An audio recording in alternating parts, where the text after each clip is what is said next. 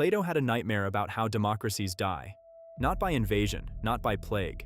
From the inside, through a man who shows up promising to fix everything and ends up building a prison people walk into willingly. He thought a society could get so exhausted by its own freedoms that it would hand them over to whoever promised to make things simple again. So here's the question. Is Elon Musk, the self-appointed techno-king of our century, a version of the figure Plato spent his life warning us about?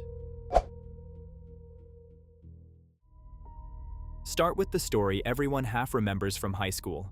The allegory of the cave. Prisoners chained in the dark, facing a wall. Behind them, a fire. Between them and the fire, figures holding up objects, casting shadows. The prisoners have been watching those shadows their whole lives. To them, the shadows aren't a copy of reality. They are reality. Wisdom, for Plato, wasn't getting better at reading the shadows. It was turning around, walking out of the cave, and letting your eyes adjust to the sun. Which raises the obvious problem. Who runs a society once some people have seen the light? Plato's answer was the philosopher-king, someone who understands what's real, and this is the part that gets skipped, rules reluctantly. For Plato, the only person who should hold power is the person who actively doesn't want it. Wanting it is the disqualification. The opposite of that figure shows up a few books later. In Book 8, Plato calls him the protector, prostátēs in the Greek. He doesn't overthrow a democracy. He rises inside one, right when it's choking on its own freedoms. He's popular. He offers clean answers to messy problems. He picks a fight with the wealthy class on behalf of the people, uses the courts to drag his rivals in on false charges, and floats the kind of promises that get crowds moving. Cancel the debts, redistribute the land. Plato says once he's tasted the blood of his own citizens, something changes. He becomes a wolf, a tyrant, and the prison he leaves behind isn't built of bars.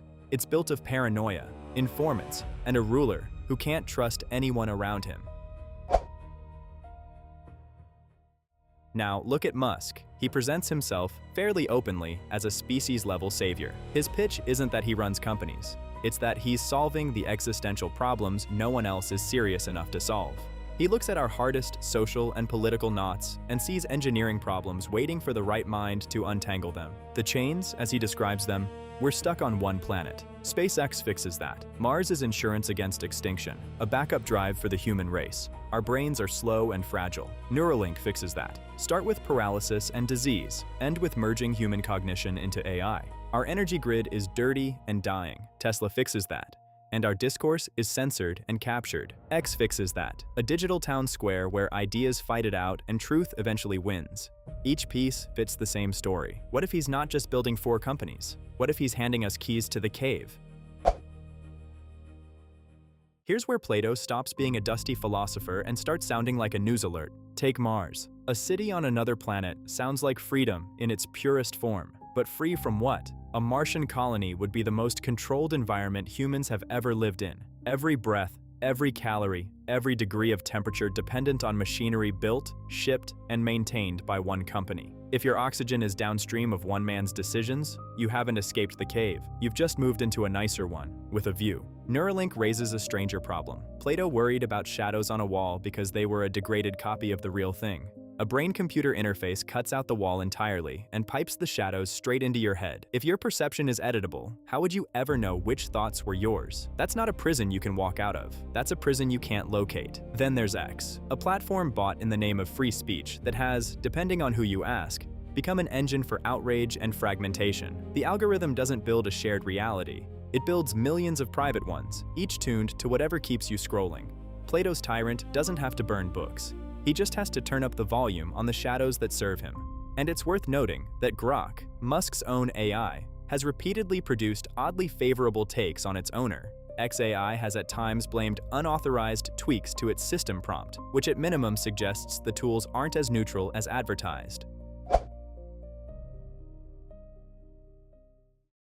This is where the contrast gets hard to ignore. Plato's philosopher-king had to be dragged into the role. Power was a burden they accepted out of obligation. Wanting it meant you couldn't be trusted with it. Musk gave himself the title Technoking in an SEC filing. He uses the largest megaphone on Earth to go after critics, boost conspiracy theories, and call for specific officials to be fired. This isn't reluctance. This is a man who believes his intelligence and his balance sheet entitle him to steer the human future. In fairness, there's a real argument on his side. Maybe the problems we're facing, climate, AI, demographic collapse, are moving too fast for committees parties and philosophical seminars. Maybe we need someone willing to act. Maybe deliberation is a luxury we've run out of. Plato's counter would be short. Action without wisdom is the most dangerous thing a civilization can produce. Technology amplifies whoever is holding it. It doesn't improve them. A rocket gets you to another planet. It doesn't tell you how to build a just society once you land. A neural implant can make you think faster. It can't make you think better. When one person's choices shape space travel, global conversation,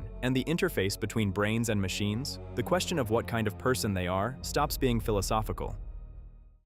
Before we wrap it up, I genuinely want to know where you land, visionary or illusionist. Drop it in the comments. The future Musk is selling is genuinely dazzling. Interplanetary travel, cognitive enhancement, clean energy.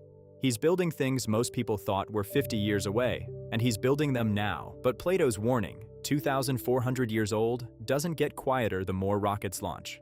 The danger isn't the villain who announces himself. It's the savior who never stops to ask whether the salvation he's offering is actually salvation. The allegory of the cave has one hard lesson at its center. The prisons that hold us longest are the ones we mistake for freedom. Musk is handing us the tools to reach the stars. Plato would ask the question that ruins the whole pitch. What's the point of reaching the sun if we bring the cave with us?